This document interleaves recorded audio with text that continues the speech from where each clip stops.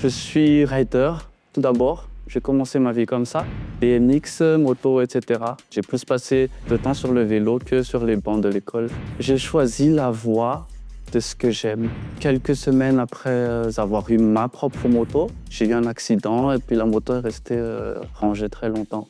Il est toujours important d'avoir peur parce que c'est cette peur-là qui t'empêche de faire des bêtises. Le message pour tout le monde, c'est investir en toi. Chacun a rencontré dans sa vie des challenges et il est important de se féliciter, d'avancer.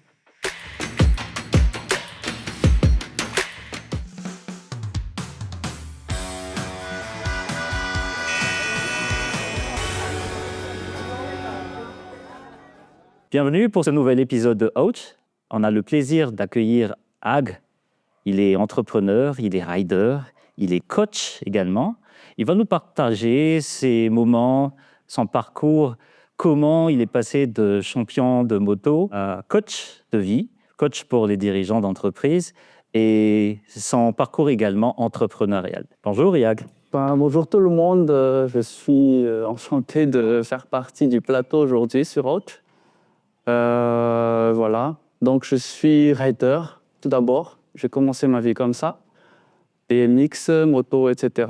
Et puis après, j'étais amené à entreprendre parce qu'on a besoin d'argent pour assouvir les passions et subvenir à tous les besoins ménagers, etc.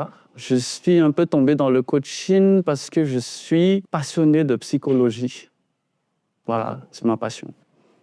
Pourquoi les gens devraient suivre ce podcast aujourd'hui? D'accord, aujourd'hui, on va parler de mindset et de faire le parallèle entre toutes les activités qui composent la vie, soit professionnelles, personnelles, du domaine des passions, que toutes ces trois sphères-là sont connectées et que tu peux avoir le même mindset pour équilibrer le tout. Justement, c'est une des choses dans ton profil que j'apprécie beaucoup. Donc déjà, tu es autodidacte. Est-ce que tu peux nous parler un peu de cette partie autodidacte? Parce que justement, on avait eu des invités qui, eux, étaient vraiment autodidactes. Ils n'ont pas suivi vraiment de cours à l'université. Et par contre, on voit que ça avance dans leur vie. Ils ont plusieurs projets. Tu peux nous parler un peu de ton expérience sur ça? J'ai choisi la voie de ce que j'aime.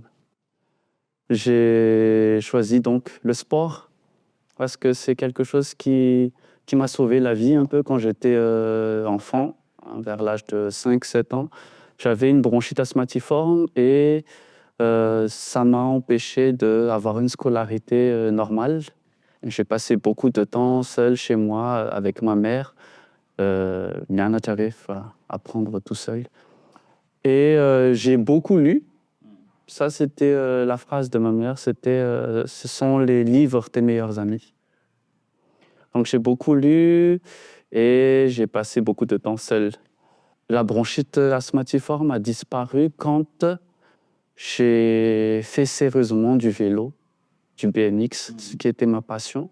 Et on va dire que j'ai passé 4 ans de ma vie, H24, sur un vélo. J'exagère avec l'H24, mais j'ai plus passé de temps sur le vélo que sur les bancs de l'école. Donc c'est tout naturel que tu es passé sur la moto après?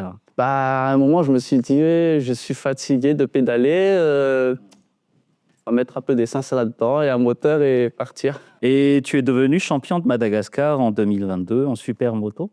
Oui. Et également vice-champion en 2023 en sportif 3. Est-ce que tu peux nous parler un peu de cette expérience-là?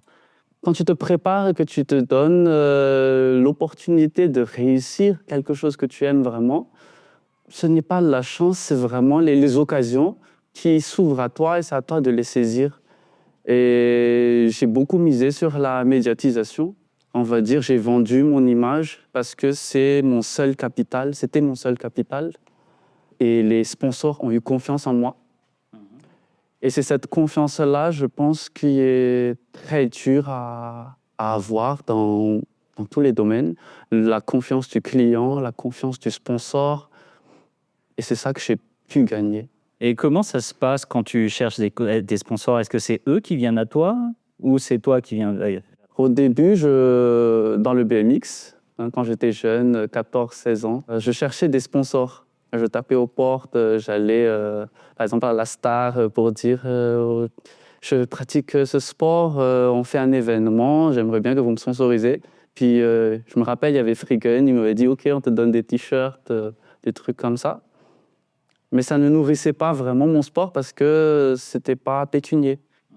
Donc à un moment, je me suis dit, je préfère me placer en tant que attendre les sponsors, faire les choses bien, et que quand les gens se disaient ah ce mec, il est intéressant, il est perfectionniste dans son domaine, je dis bien dans son domaine et pas dans tout ce que je fais. On peut avoir confiance en lui, lui confier du matériel sans que ça se perde ou qu'il le bousille totalement. Comment ça se passe lors de ton départ? À quoi tu penses sur la ligne de départ? Je vais faire un parallèle avec l'entrepreneuriat. J'ai découvert dans la moto que c'était important d'avoir un staff. Parce que quand tu as un staff qui est professionnel, je dis bien professionnel, tu enlèves tous les stress dans le type est-ce que tous les boulons sont bien serrés sur la moto? Qui s'occupe de la logistique, de ramener la moto du hangar à la course et de dresser le chapiteau? Donc tu as plus de temps pour dormir, te reposer, etc. Tu enlèves vraiment tout ton stress grâce à ton staff et toi, tu peux te concentrer sur la course. Une fois que tu es dans cet état d'esprit, tu peux te permettre de créer ta bulle et de te préparer sans que personne te dérange et sans penser au côté technique. Donc moi, je suis dans mes écouteurs. Donc tu écoutes tes écouteurs sur la ligne de départ. Sur la ligne de départ, avant la ligne de départ, 10-15 minutes avant, je suis dans mes écouteurs, j'écoute de la musique aléatoirement. J'ai ma playlist déjà. Et puis, sur la ligne de départ, j'écoute mes écouteurs. Dans la course, j'écoute mes écouteurs. J'écoute de la musique. Voilà. Et dans la course, il s'agit de performance. Et quand on parle de performance, tu mets en action des habitudes. C'est pas là que tu vas improviser des techniques que tu connais pas. C'est à ça que servent les entraînements. Et pendant la course, tu es juste en mode réflexe.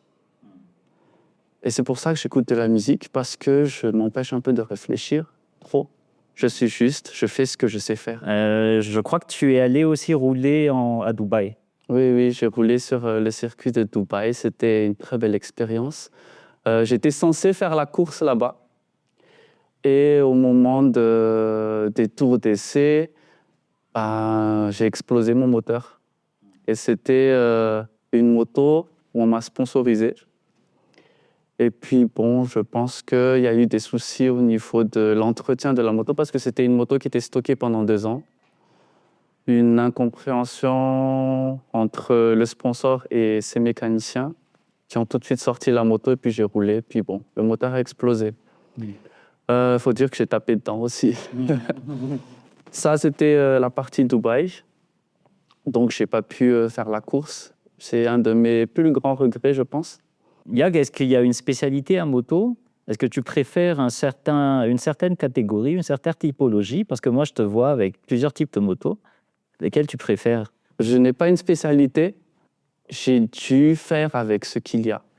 Je vendais des motos, je vendais des voitures. Et à chaque fois qu'il y avait une moto qui me passait sous la main, je la prenais. Je prenais le temps de la prendre.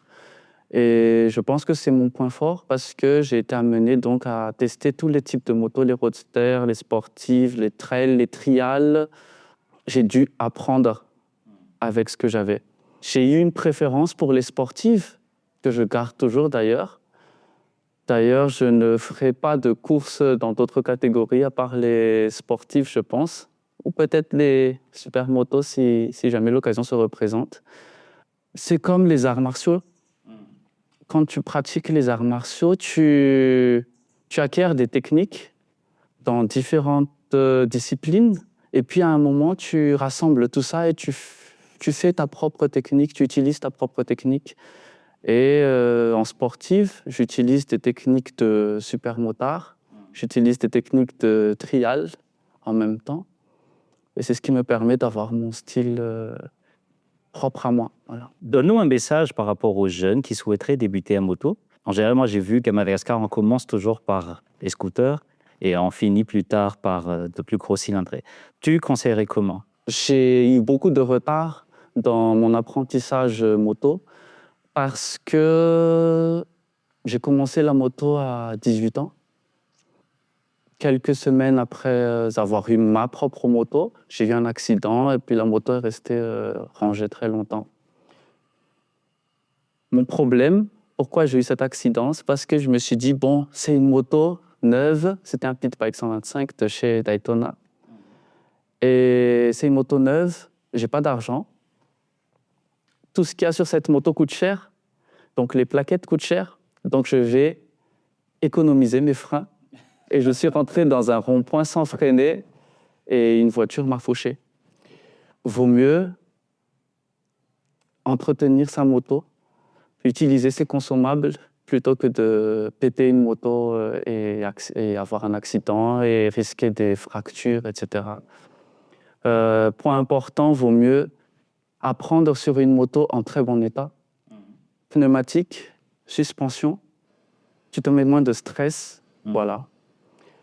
Moi, j'ai appris à la dure, avec des motos déglinguées. Ma femme, elle a appris sur des motos en parfait état et elle a gravi les échelons de l'apprentissage moto en quelques minutes, enfin en quelques mois, pardon. Oui, mais pour un débutant, c'est quel genre de catégorie de moto qu'on conseillerait? Commence d'abord avec une 125. Que ce soit en scooter ou autre, une 125, c'est bien. Ça dépend de ton âge aussi, de ta maturité. Est-ce que tu es un enfant de 10 ans qui va accélérer tout de suite à fond? Ou est-ce qu'on peut te parler, te dire, bon, ben, tu accélères à ce niveau-là, et puis tu jauges avec l'embrayage? Et une 125, c'est un bon moyen de commencer. Une 110 ou une 125. Et ensuite, comme tout dans la vie, toutes les expériences professionnelles, etc., tu montes en 250, en 600. L'étape de la 600 est très importante. Tu termines la 600 et c'est après que tu passes à la 1000 parce que sinon, tu te tues. À partir de quel moment tu dois passer en 1000, justement? Combien d'années d'expérience? Je ne sais pas si ça se compte en années parce que tout le monde a un mode d'apprentissage différent. Il y a des gens qui apprennent très rapidement, mais je pense que c'est en ressenti surtout, où tu as terminé la 600. On n'a pas de circuit à Madagascar, donc ça va être compliqué de dire termine une 600 où. Mais moi, c'est comme ça que j'ai fait. Je ne conseille pas aux gens de le faire, mais c'est comme ça que j'ai fait, voilà. Donc c'est vraiment par rapport à toi et tes expériences à toi? Oui, c'est par rapport à ton ressenti. Est-ce que tu sens que tu gères la moto? Il est toujours important d'avoir peur, parce que c'est cette peur-là qui t'empêche de faire des bêtises. Après, tu apprends à gérer cette peur, à la transformer en envie d'apprendre, de maîtriser un peu plus ton matériel, de sentir un peu tes techniques si tu es à l'aise. Quelles sont les erreurs les plus fréquentes à moto? Je parle toujours ici de moto Oui. en général. Les erreurs les plus fréquentes, c'est l'achat de pneus en nylon, par exemple, ou quand tu changes de surface avec un pneu en nylon, il y a toujours une glissade qui se crée. Et est-ce que tu es capable de changer de position au moment de la glissade? Ça, c'est quelque chose que tu apprends au fil du temps. Et si tu n'as pas l'expérience, tu tombes.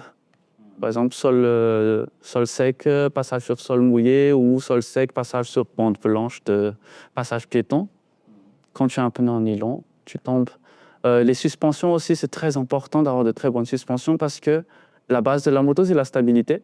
Quand tu te sens stable, tu te sens en sécurité.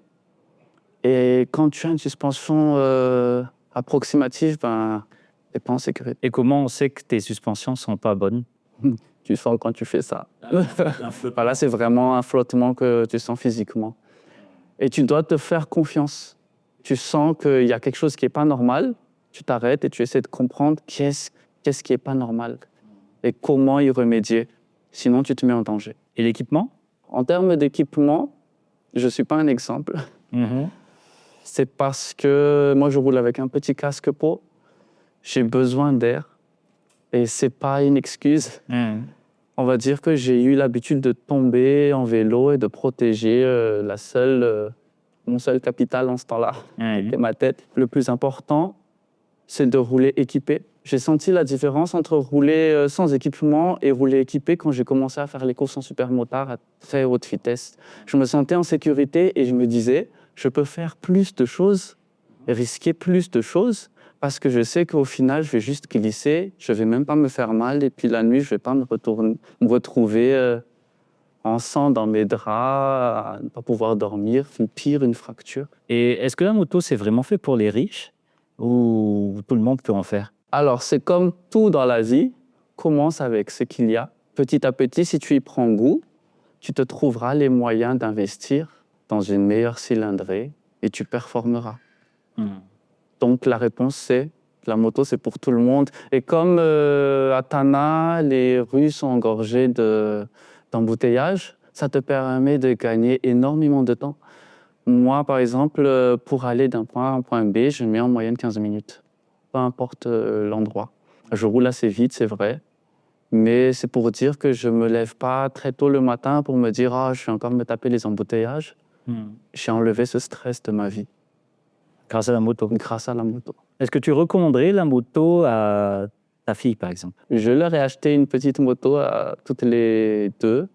Et la petite dernière de 2 ans, je lui ai donné une draisienne pour qu'elle commence déjà à structurer ses muscles stabilisateurs. Comment tu jugerais la sécurité à moto à Madagascar? Alors, adopter une conduite défensive, il y a des tips pour ça. J'en donnerai un, par exemple, c'est de regarder avant un dépassement, regarder le visage, le regard de la personne que tu vas dépasser dans le rétroviseur. Essayer d'anticiper ce qu'elle pense. Regarder aussi le pneu avant, dans quelle direction est-ce qu'il va tourner quand tu vas dépasser. Et que dès que tu vois un mouvement parasite du pneu avant de la voiture que tu vas dépasser, tu reviens, tu rétrogrades, tu reviens. Rétrograder aussi, c'est un très gros tips. La base de la circulation à moto à Tana, c'est rétrograder. Pour les scooters, tu n'as que les freins. C'est pour ça que je trouve que c'est un peu dangereux. Tu n'as que les freins et puis le centre de gravité du scooter est assez aléatoire. Mais bon, je ne circule pas trop en scooter. Ouais, j'ai peur de circuler en scooter. À quelle vitesse on peut rouler à Madagascar, maximum? Sur route fermée. Sur route fermée, on va dire. Tu prends RN1. Il y a une Et on ferme. Voilà, et on ferme. Il y a une longue portion où tu peux taper les 320, je pense. Et tu as roulé à 320? 290. 280. 290 que j'ai vu au tableau. Plus que ça, j'étais plus concentré sur la route et sur le chien qui peut traverser. Mais c'était fermé, on va dire. Même quand tu fermes la route, il y a un chien qui peut traverser. C'est pour ça que c'est très dangereux de trop prendre la confiance quand tu fais les choses. Il faut toujours garder une petite marche. Voilà. Si tu devais te définir donc en 3 mots. Chill, intrépide et libre. Et en quoi ton expérience de la moto a contribué à faire de toi qui tu es dans ton entreprise et dans ta vie professionnelle aujourd'hui? Ça m'a appris que déjà, à travailler avec des gens professionnels, c'est très important. Ça t'empêche de penser à tout ce qui devrait déjà être fait de base. Je suis juste là pour ajouter mon millimètre dans la machine, donc dans l'entreprise. Quoi d'autre? Avoir une mentalité de quand tu tombes, c'est que tu as fait quelque chose que tu peux améliorer. Ce n'est pas un échec, c'est juste une opportunité de faire mieux, de passer à une étape encore plus, on va dire, plus mature dans ta technique, dans ton management et dans ce que tu fais en général. Alors justement, ça c'est un de tes profils à toi. Tu es coach de manager d'entreprise. Est-ce que tu peux nous parler un peu qu'est-ce qu'on fait quand on est coach? Le coaching, moi je me base sur les études que j'ai faites en coaching auprès de l'ECCE, qui appartient donc à Smilebox RH. C'est travailler l'équilibre entre la vie professionnelle, la vie personnelle et les passions d'une personne. Donc équilibrer ces 3 sphères-là. On va dire que étudier le côté technique de tout travail, c'est faisable, on peut le faire, tout le monde peut le faire. À force de discipline et de persévérance, quand tu étudies quelque chose, bah, tu comprendras cette chose et tu sauras l'appliquer de manière technique. Le plus compliqué, c'est de maîtriser son mental, le côté psychologique, l'aspect management, communication non violente avec les gens.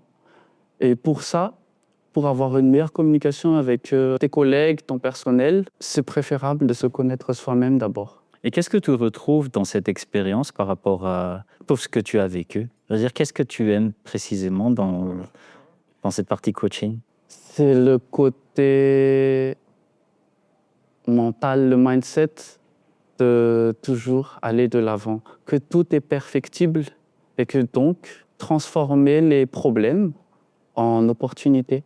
Tu considères que chaque échec mérite une solution, chaque problème mérite une solution et la transformer en opportunité d'apprentissage, de développement.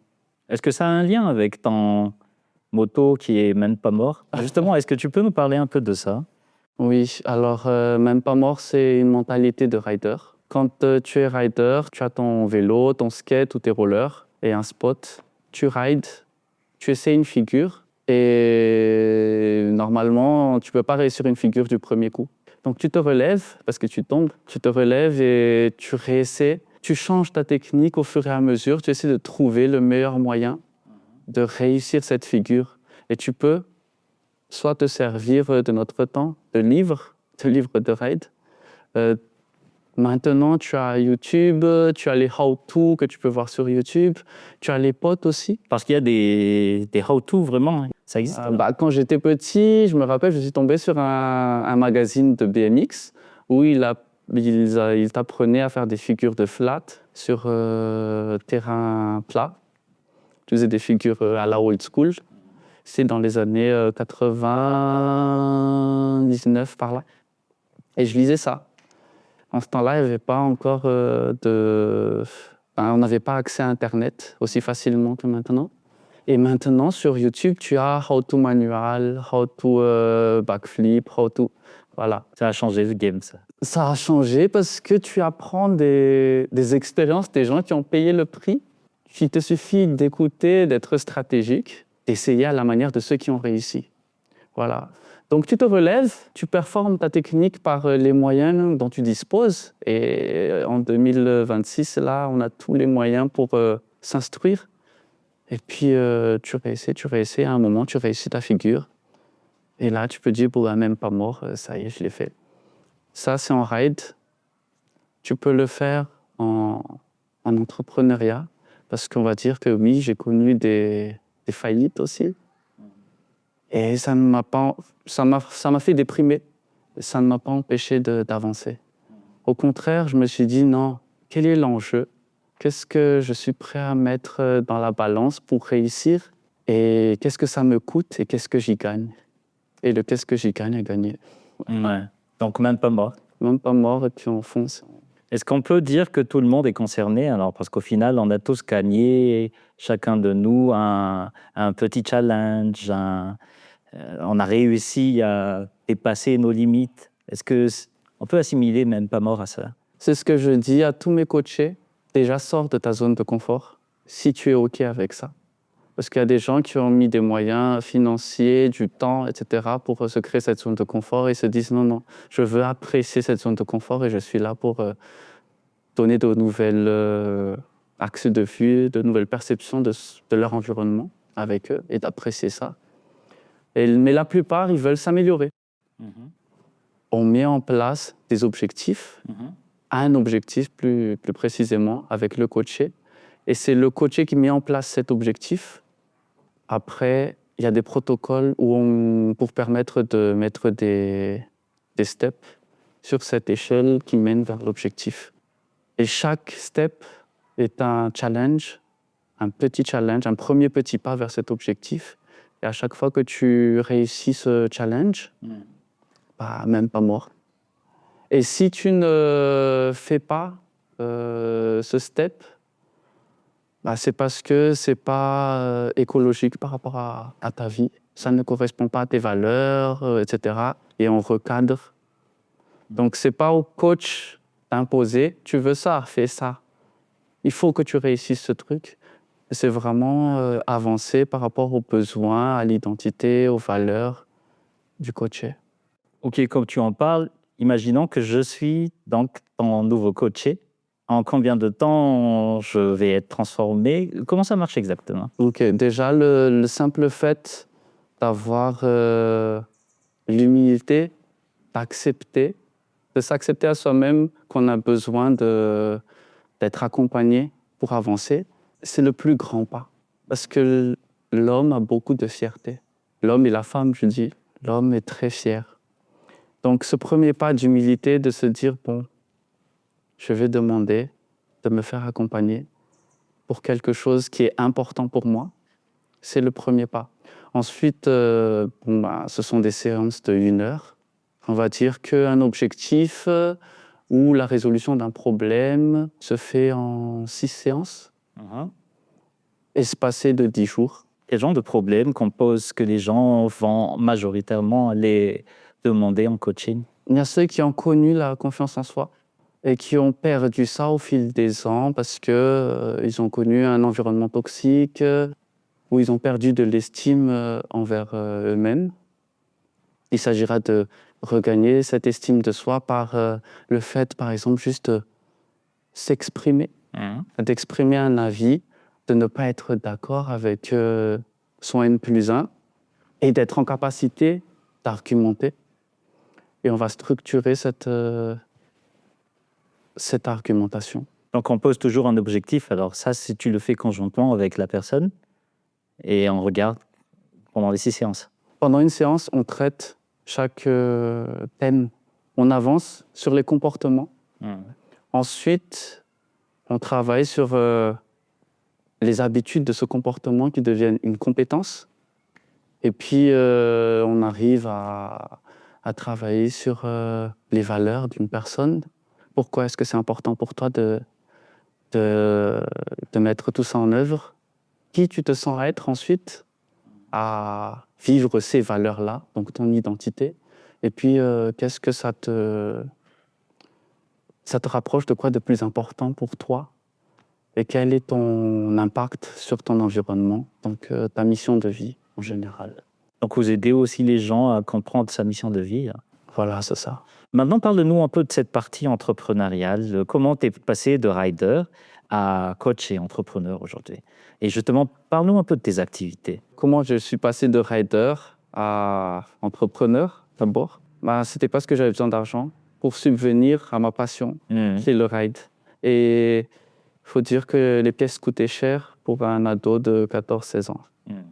Et j'ai quitté chez moi à 16 ans. J'ai beaucoup vécu dans la rue avec un pote à moi qui s'appelle Kiro. Ça m'a appris la valeur de la fraternité. Et on a connu des galères et on a dû se nourrir. Voilà. On était amené à... son père avait une entreprise il broyait de la viande pour faire de la viande hachée. Voilà. D'accord. Et dans cette entreprise, on récoltait cette viande hachée et puis on allait la vendre chez des personnes qui faisaient des sambos. En échange de cette viande hachée, on avait un peu d'argent et de la nourriture pour le matin. Et puis on attaquait la journée et puis on cherchait des pièces pour des gens qui en voulaient et on leur vendait ces pièces-là. Et c'est comme ça qu'on a commencé à apprendre comment vendre, comment ajuster les prix, comment ne pas être en perte, etc. Les réseaux, l'importance d'avoir un réseau. C'est comme ça que j'ai commencé à entreprendre. D'accord. Et puis petit à petit, moi j'ai compris le concept d'un produit, un client, et puis la manière de vendre. Qu'est-ce qui fait qu'une personne s'intéresse à un produit ou pas? Un produit plus grand ou plus conceptuel. Comme cette marque, par exemple, le Même pas mort. J'ai commencé à marketer cette marque en 2021, je crois. Et je ne vends mes produits que depuis 4 mois. Et comment ça marche aujourd'hui? Ça avance? Je vends bien. Je vends bien. Ça a marqué les esprits et les gens ont pu se reconnaître dans Mène pas mort. C'est pour rejoindre ce que tu m'as dit tout à l'heure. Chacun a rencontré dans sa vie des challenges et il est important de se féliciter, d'avancer. Moi, je me l'étais même tatoué. Le tatouage, il est là. Ah ouais. Ouais. Et en plus, Comment là, de c'est comme ça? cicatrices. Les cicatrices, ce sont les tatouages écolages de la vie. Voilà. Ah ouais. Waouh. Voilà.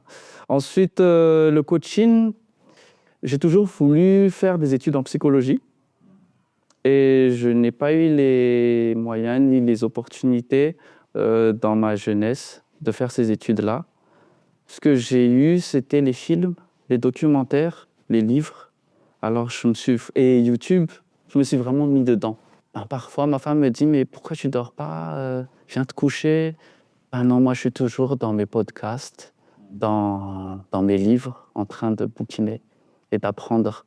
Et ensuite est venue l'opportunité où Tahiri Ramanantsoa, ma boss, donc, je ne la connaissais pas en ce temps-là, je suis venu à une de ses présentations où elle proposait des formations, un parcours concernant le coaching personnel, professionnel, d'entreprise.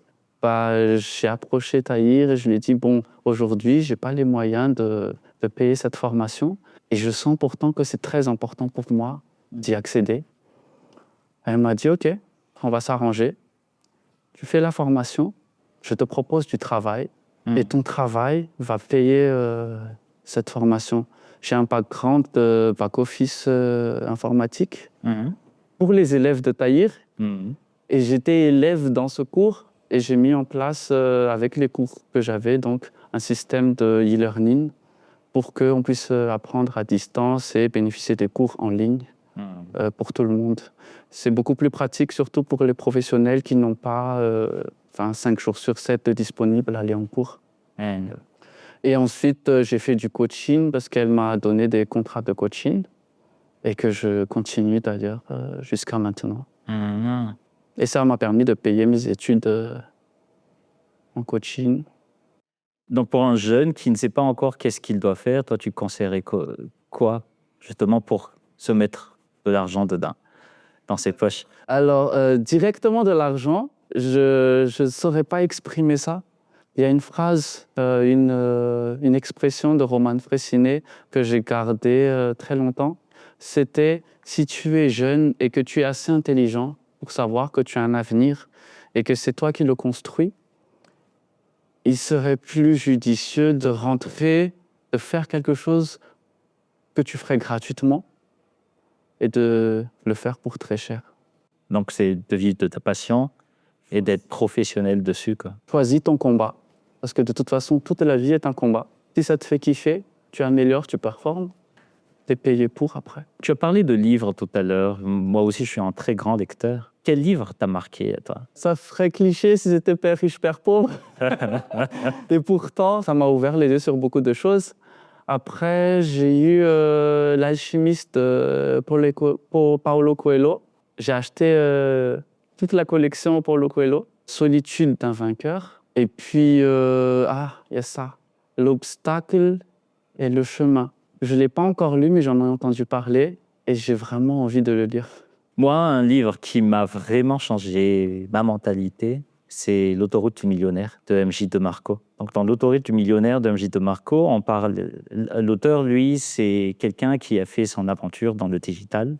Il était chauffeur, il a appris à coder, il a créé un site web, il a résolu le problème des gens et il est devenu milliardaire, millionnaire en euros. Aujourd'hui, il vit avec la production de livres et où il parle de créer des actifs qui peuvent être scalables à l'infini, notamment grâce au digital. Et donc, pour moi, quand on parle de livres, ça, c'est un des déclics qui a fait de moi qui je suis aujourd'hui, qui m'a totalement transformé depuis les 2 dernières années. Mais je partage également ton point de vue sur Père riche, Père pauvre. Moi, je l'avais lu à l'âge de 26 ans. Je l'ai lu un peu tardivement. Mais je pense qu'aujourd'hui, que c'est très important, la lecture. Et je conseille vraiment ça à tout le monde. Le message pour les jeunes, peut-être, c'est « investis en toi ». même pas pour les jeunes, le message pour tout le monde, c'est investir en toi. Quand tu sens qu'il y a une compétence que tu n'as pas et pourtant qui te servirait, bah, fonce dedans, apprends. De toute façon, soit tu lis des choses qui ne te serviront pas et que tu ranges, soit tu auras de nouvelles techniques pour avancer. Et moi, ma prochaine technique, là, c'est ce qu'elle est. C'est ce que j'aimerais apprendre de toi, d'ailleurs. Voilà. Pour faire très simple, déjà, il te faut avoir un produit qui est demandé par des millions de personnes ou bien des milliers de personnes. Est-ce que ta barrière à toi est assez forte pour que les gens ne te copient pas? Est-ce que tu as besoin de personnes ou d'argent ou autre chose pour pouvoir arriver à ton objectif? Donc, à toi de voir. C'est vraiment un cours assez compliqué. Même moi, je continue à apprendre. Mais en tout cas, le digital et les médias aident très fort. Comment on peut savoir qu'un produit est utile pour des milliers de personnes ou pas? C'est quoi la question qu'on se pose? Alors, il y a un produit et il y a un service. En général, c'est toujours les mêmes choses. Il n'y a que ces deux options-là. Soit tu vends un produit, soit tu vends un service. Dans la plupart des cas, ce produit-là existe déjà depuis la nuit des temps. C'est pas un produit révolutionnaire. En général, si toi, tu dis que j'ai une super idée à Madagascar que personne n'a jamais fait, tu te trompes. Ça existe certainement dans un autre pays, mais tout simplement, c'est pas encore arrivé à Madagascar. Et justement, c'est là tout l'intérêt de Mada. Si tu veux lancer un produit, il faudrait que ça soit quelque chose d'innovant. Donc, quelque chose qui aide vraiment les gens, qui résout le problème des gens. Moi, à Madagascar, je dirais, on a quand même, les entrepreneurs ont vraiment de la chance parce qu'on a des tonnes de problèmes à résoudre, je le dis tout le temps. Mais l'environnement économique ne nous facilite pas la vie. Parce qu'ici, malheureusement, on a plus l'impression qu'on est contraint. Lorsqu'on ouvre une entreprise, on a beaucoup de barrières, on nous persécute, entre guillemets, alors que normalement, dans les pays développés, l'entrepreneur lui-même, on le pousse à créer des entreprises, on le subventionne, on l'aide. Tout ça, c'est quelque chose qu'il faut prendre en compte. Et donc, pour en revenir un peu sur quel produit choisir, moi, je partirais sur choisir quelque chose qui existe déjà. Le fait de copier, ce n'est pas grave. Par contre, rapporte quelque chose d'innovant. En millimètres. Pas forcément en millimètres, quelque chose de plus, mais ta différence. Et surtout, fais en sorte que ce soit quelque chose de récurrent. C'est d'où la raison pourquoi les formations sont si intéressantes aujourd'hui, parce que tout le monde a besoin de formation. Pourquoi les formations en ligne sont intéressantes, pourquoi la publicité, les médias, c'est intéressant, parce que tous les jours, on a besoin de publicité. Pourquoi l'alimentaire est intéressant. Donc, il y a tous ces points-là. La santé, il y a beaucoup de secteurs et d'industries très, très spécifiques et très stratégiques qu'on peut faire. Et il y a beaucoup d'entrepreneurs aussi qui ont de l'expérience dedans. Il ne faut pas hésiter du tout à se rapprocher de ces personnes-là. Enfin, pour ceux qui acceptent d'être approchés.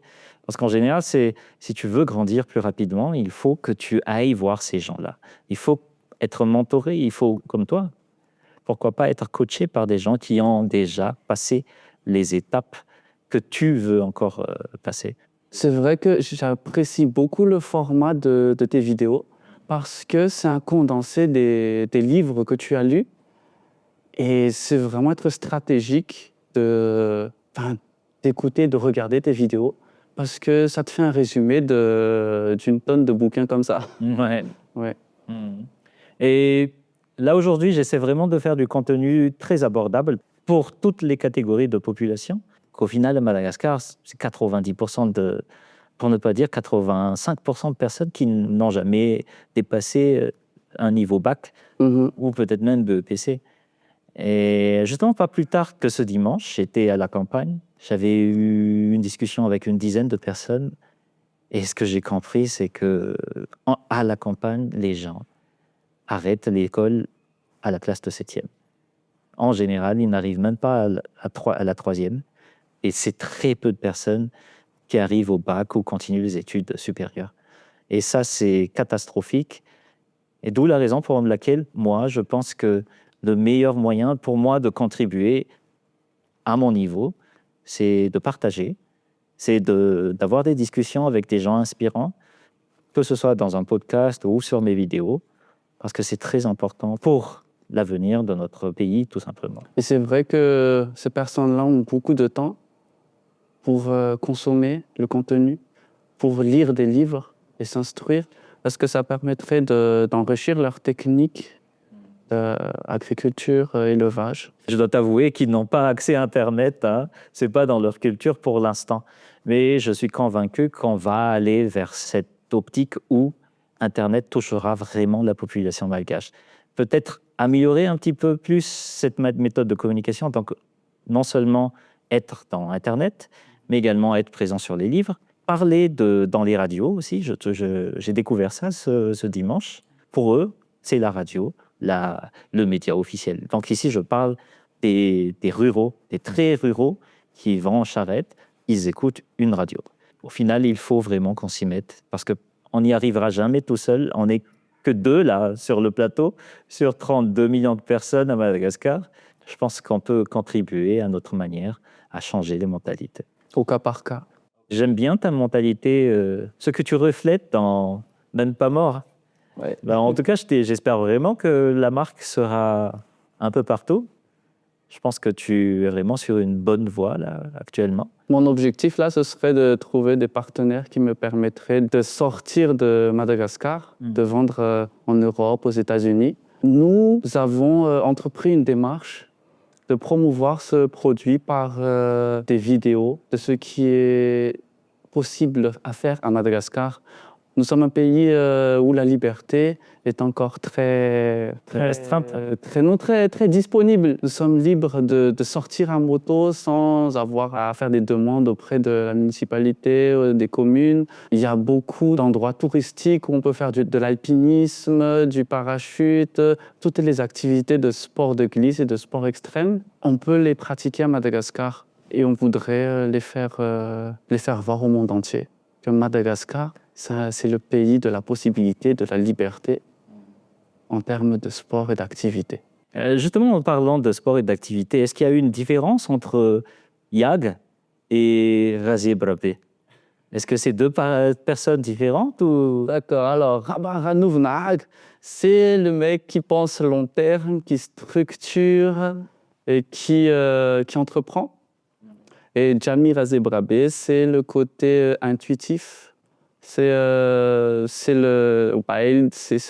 le fonceur. Le rider. Le rider, voilà.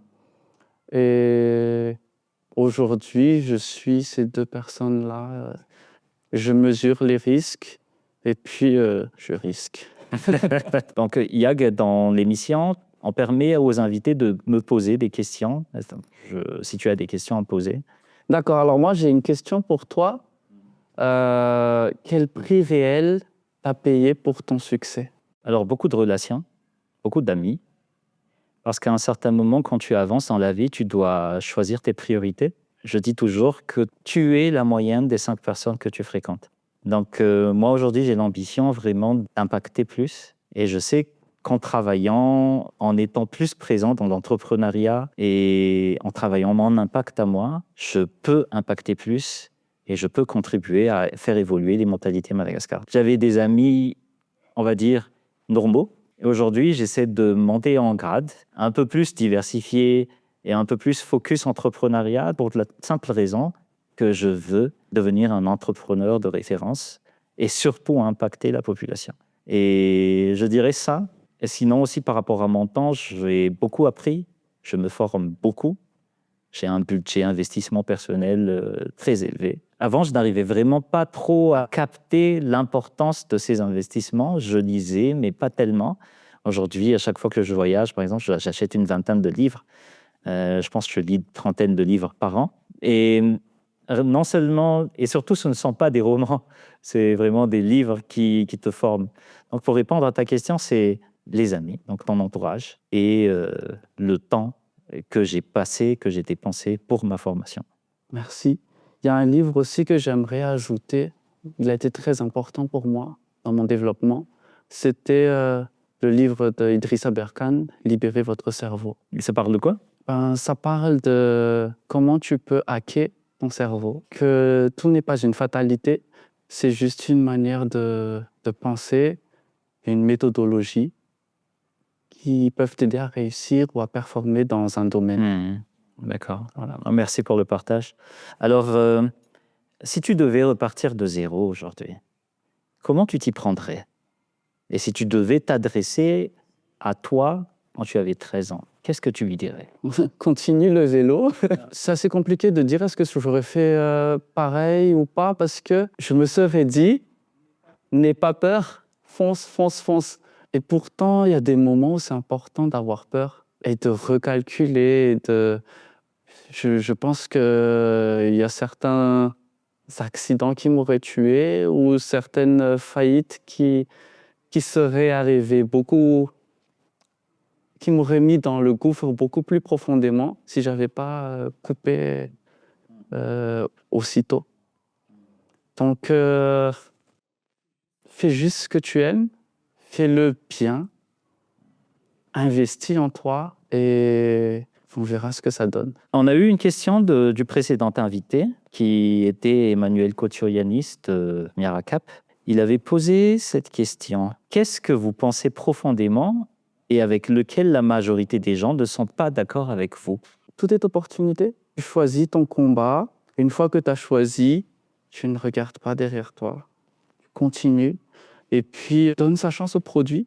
Soit tu réussis, soit tu te trouves des excuses.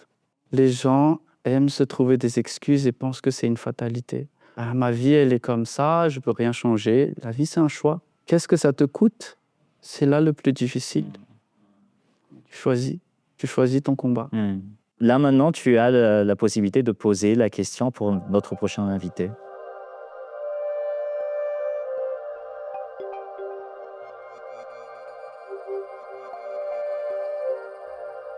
À quel moment tu as compris que c'est toi qui décides? Est-ce que tu aurais un dernier message pour nos abonnés? Achetez. Achetez même pas mort, non. Plus venez découvrir notre terrain de jeu, même pas mort. Merci Yag d'être passé. On te souhaite bonne continuation avec Même pas mort.